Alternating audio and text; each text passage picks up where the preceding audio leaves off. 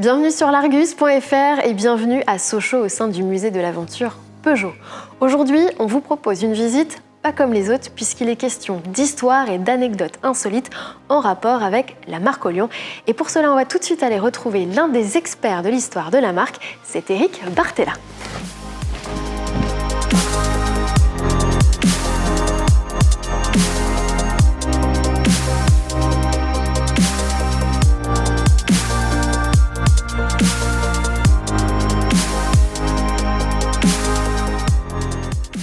Notre expert est déjà là.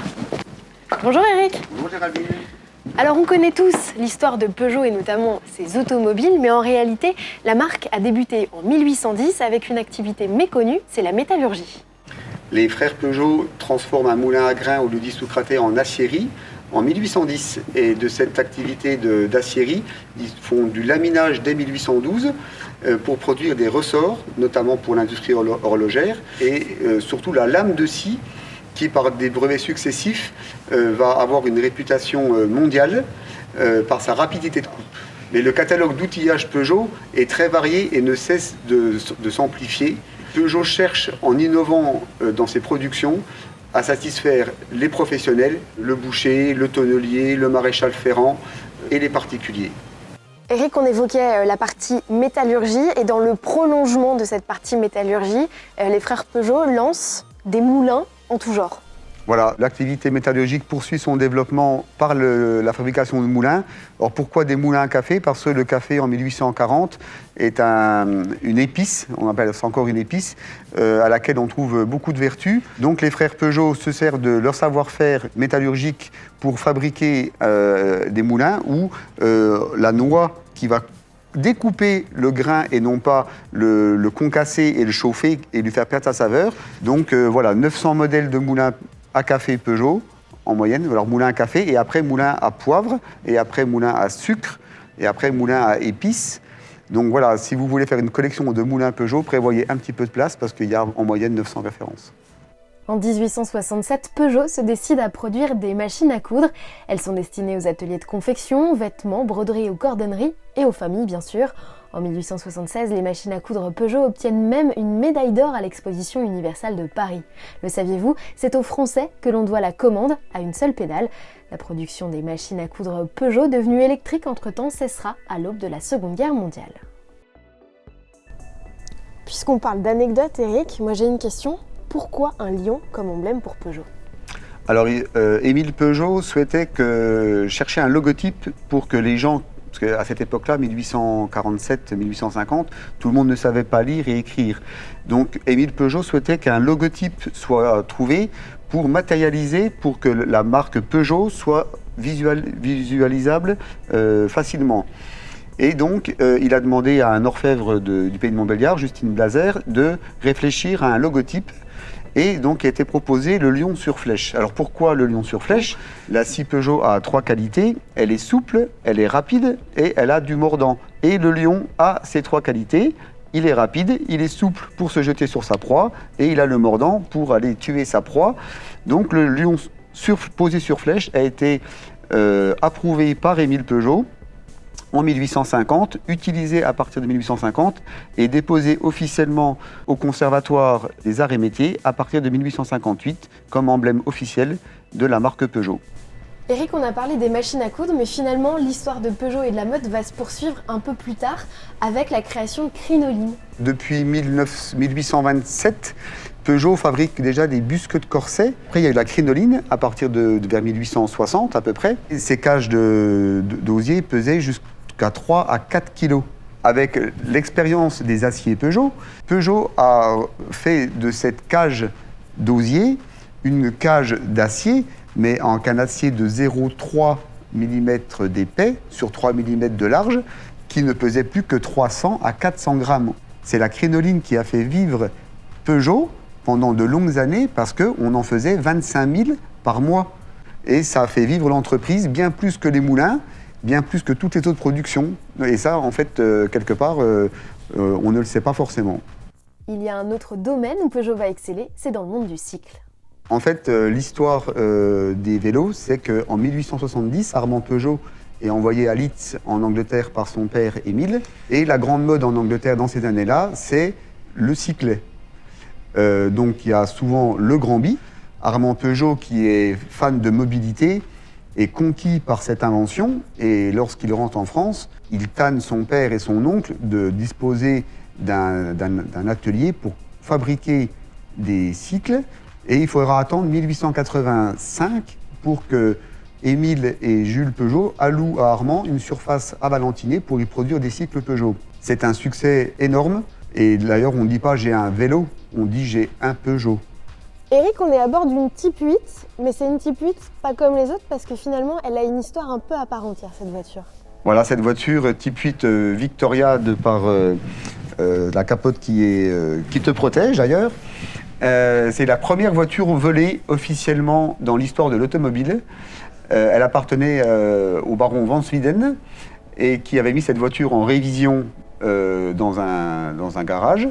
Et le mécanicien a pensé avoir la bonne idée de réparer la voiture et de la voler. Néanmoins, en 1895, des voitures, il y en a quand même très peu, ça ne roule pas encore très vite. Donc, avec un vélo Peugeot, très probablement, il a été vite rattrapé et la voiture redonnée à son propriétaire. Eric, on est habitué maintenant dans nos voitures à avoir des moteurs tout petits, mais à l'époque, c'était pas du tout ça. On avait plutôt des moteurs qui étaient très gros et Peugeot, finalement, a démocratisé ces moteurs très compacts. Voilà, alors tout est parti de la réglementation des voitures de course des années 1910-1912, qui était très contraignante, puisque pour avoir plus de puissance, la seule latitude qu'avaient les ingénieurs, c'était d'augmenter la course du moteur. Donc c'est la distance que fait le piston dans le cylindre. Donc pendant ce temps-là, le moteur, et comme ça se voit très bien, grandissait en hauteur, mais à un moment donné, donc le pilote ne voyait plus trop la route. C'est de là qu'est apparue la notion de copilote, qui permettait de contrebalancer un petit peu le poids de ce moteur qui était très haut, qui remontait le centre de gravité aussi, qui déstabilisait la voiture. Et les pilotes maison Peugeot, donc Boileau, Gou et Zuccarelli, à un moment donné, ont été voir Robert Peugeot en lui disant « Nous, on a une idée, on aimerait pouvoir la mettre en œuvre ». Et à ce moment-là, Robert Peugeot les dirige vers un des ingénieurs maison qui s'appelle Ernest Henry. L'invention de ces pilotes, c'est de réunir la technologie des 4 soupapes par cylindre et des arbres à cam en tête, puisque l'arbre à cam en tête existait, les 4 soupapes par cylindre existaient également, mais la réunification de ces deux technologies n'existait pas. Peugeot invente le moteur à 4 soupapes par cylindre, double arbre à cam en tête. L'avantage, c'est très clair, la cylindrée passe en moyenne 14 litres à 7 litres. On divise par deux, donc on divise par deux tout, le volume, le poids, et on augmente la puissance. Donc ça donne des voitures qui sont extrêmement compétitives, avec lesquelles Peugeot va gagner les courses les plus prestigieuses, dont peut-être la plus prestigieuse est les 500 miles d'Indianapolis. Eric, ce qu'on sait peut-être un peu moins, c'est que Peugeot a aussi produit des armes à feu. Voilà, exactement. Donc pistolet automatique et fusil dans l'usine de Saint-Étienne. Mais surtout, Peugeot a voulu breveter une innovation pour les canons superposés, où les deux canons restent bien alignés quand le coup part, puisque auparavant, ils avaient tendance, les canons, à un petit peu se disperser, et le gibier s'en sortait indemne. Voilà.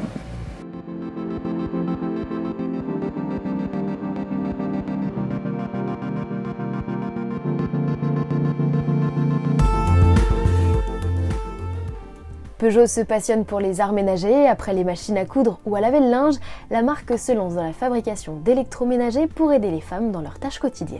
Donc au milieu des années 50-60, Peugeot a démocratisé tous ces objets, et donc le grille-pain, le gaufrier, le fer à repasser électrique, le batteur, le moulin qui devient électrique. On fait une brosse à chaussures.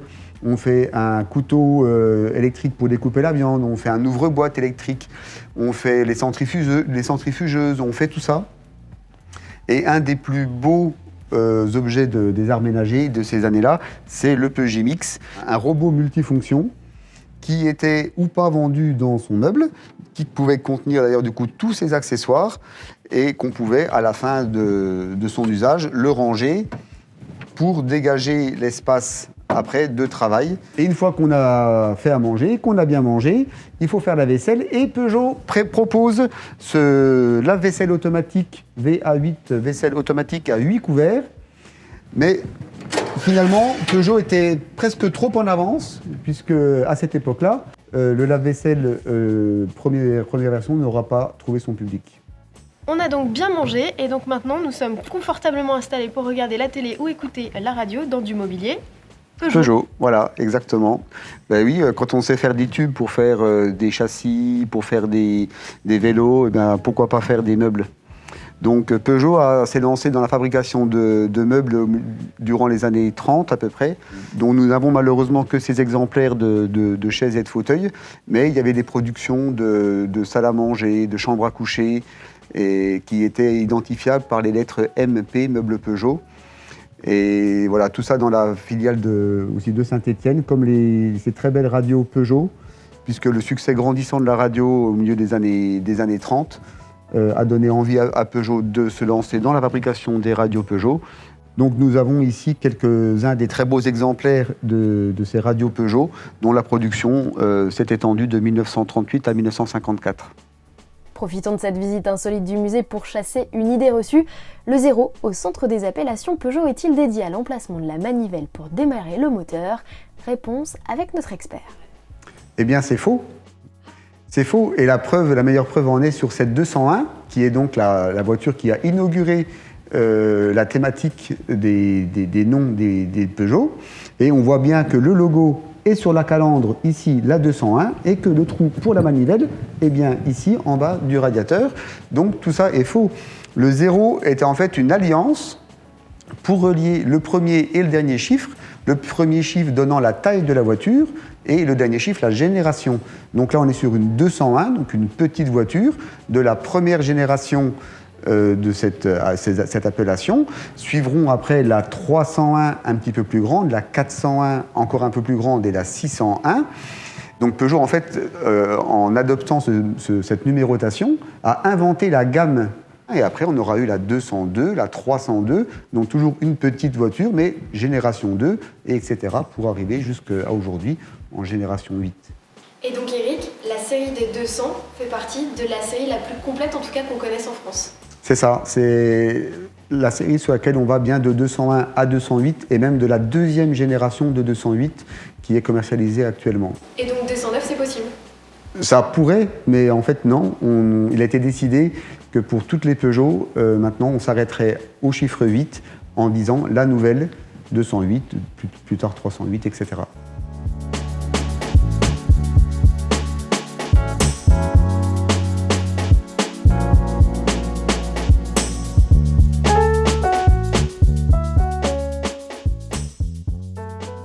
Peugeot est un constructeur qui a des idées, Eric, et qui vit avec son temps.